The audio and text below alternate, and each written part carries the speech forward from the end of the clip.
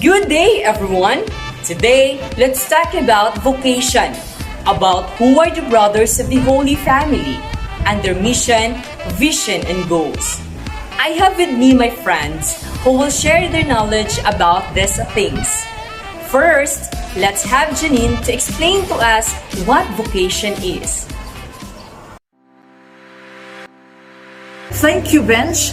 Now, let us know more about vocation. What is vocation? Vocation means one's calling or profession. The hard work done by a charity worker accepting little or no money is an example of a vocation.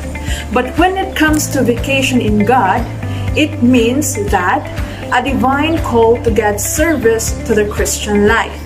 Those who receive a call in return make a response of love that surrenders oneself entirely. And you know, in the Bible, vocation was stated through these readings. Proverbs chapter 31 verses 8 to 9. It says that, "Speak up for those who cannot speak for themselves, for the rights of all who are destitute. Speak up and judge fairly. Defend the rights of the poor and needy." Matthew chapter 6 verses 33 to 34. "But seek first His kingdom and His righteousness, and all these things will be given to you as well. Therefore, do not worry about tomorrow, for tomorrow will worry about itself. Each day has enough trouble of its own." Hebrews chapter 3 verse 1. "Therefore, holy brothers and sisters who share in the heavenly calling, fix your thoughts on Jesus, whom we acknowledge as our apostle and high priest." These are all about vocation. Of course, there are several encounters in the Bible which talks about vocation. And these persons are called by God for a purpose. Let's start with Abraham. Abraham, the father of faith and the father of several nations. Let's go with Joseph. Joseph, to save his family and Egypt from 7 years of drought or famine. Moses, to redeem the people of Israel from the slavery of Egypt. And with the prophets, their purpose is to be the messenger of God to God's people. And Mary, to be the mother of the Lord.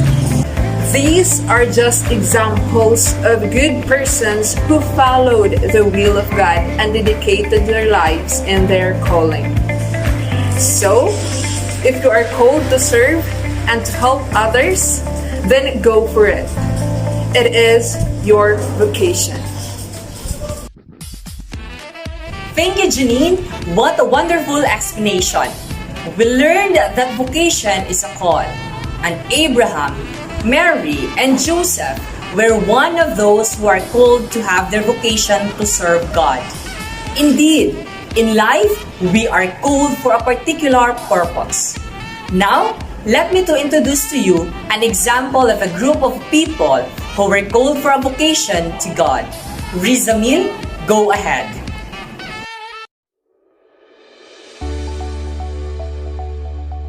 Brothers of the Holy Family, who are they? They are the members of the Catholic Church, lay religious, living the charism of our founder, Brother Gabriel, consecrated to God and living in community, imitating Christ through the practice of the public vows of chastity, poverty, and obedience, living the Nazarene spirituality, spreading the gospel, building the kingdom of God and serving human beings. Becoming a brother of the Holy Family is one of the vocations in the church.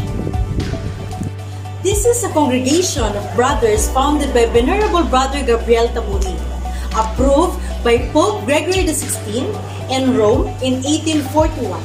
The intuition of Brother Gabriel was that his religious might be a brothers of the service of the parishes and villages, in task such as teachers, catechists, and animators of the liturgy. A mission that Brother Gabriel himself lived in his youth in several places, and among them his native village. The brothers of the Holy Family are very present that for us, the apostolate is a consequence of our generous self-giving to God, which is prolonged in men. The brothers, sharing in the charism of the founder, Brother Gabriel Taburin, have been called to evangelize in the local church, especially in 3 fields, which were very loved and lived out by him: the Christian education, the catechesis, and the liturgical animation. Now, who is Gabriel Taburin? Gabriel was born in 1799 of a Christian family at Bélideau, France. His birth took place during the French Revolution, whereby Christian faith practices and schools were suppressed. His vocation was to form all humans into the whole human, that is, forming their body and soul through Christian education, to support the ordained ministers in their mission of evangelizations through the teaching of catechesis, the service of the sacristy, and the animation of youth. Now, back to you, Benj. Exactly. The brothers of the Holy Family are the living example of serving God and the community through extending religious works and services to the Catholic Church. Through the dedication of their founder, Venerable Brother Gabriel Taburin, all these things are made possible. Now, let's proceed to John Lester as he enlightened us about the mission of the brothers of the Holy Family.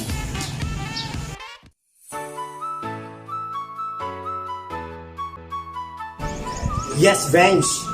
The brothers of the Holy Family were gathered because they have their mission. They aim to carry out an apostolic work that helps to grow as persons and as Christians. They educate in schools, colleges, universities, and workshops. They also collaborate in schools of catechism and pastoral. They teach catechesis in parishes, schools, or to youth groups. They animate the liturgy in parishes and sanctuaries. They also accompany and train youth in the formation houses. And they are now all over the world. Their presence are in France, Uruguay, Italy, Argentina, Spain, Burkina Faso, Brazil, Ecuador, Ivory Coast, Mexico, the Philippines, India, Colombia, Benin, Indonesia, Ghana, Timor-Leste, and Angola. And here in the Philippines, the Brothers of the Holy Family chose Davao City as their home. The Brothers of the Holy Family have 2 communities in the Philippines. The community of Lasang carry out the mission of education, pastoral of the youth, catechesis through Christian education, and liturgical animation in our college. The community of Buhangin carry out the mission of formation of youth who express their willingness to become a brother of the Holy Family. Also, the brothers form a Nazareth youth where they are guided with religious values, mission, and vision. The brothers get inspiration in the family life of the Holy Family at Nazareth. The response that Jesus, Mary, and Joseph gave the Father through prayer, work, and love, lived in the daily life. Therefore, the brothers are told to update and prolong the family dynamism of Nazareth with a simple and active life in all the circumstances of our life. These are the mission of the Brothers of the Holy Family, and you can really feel their presence. Their goal is not only extend religious values and principles, but also to educate the youth and the community. Wow! The brothers really are all over the globe. But how are we going to contact them if these young men are interested to join their vocation? Marco, can you help us?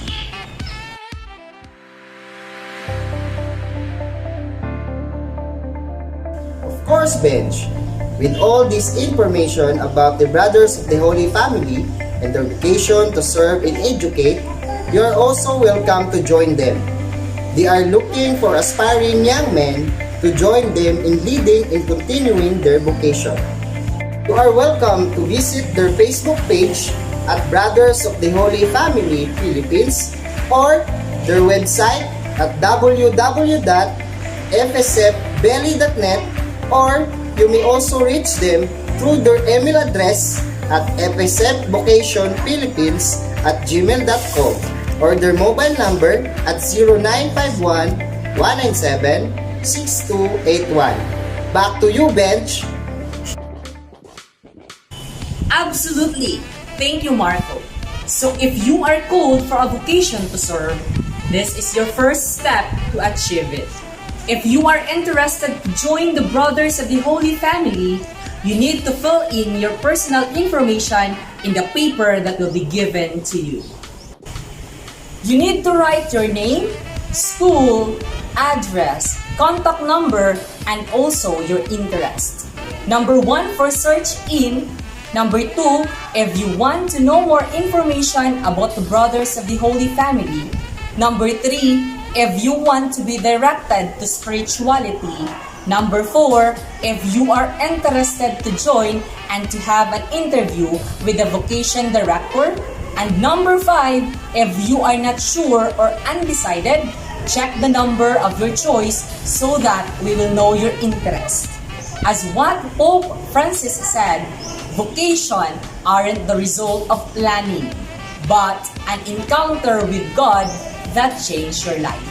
I hope that soon you'll join us in this mission. After this visit, the brothers will contact those who are interested through text or messenger, and you will be invited for the vocation camp later. Let's be brothers for everyone. God bless you.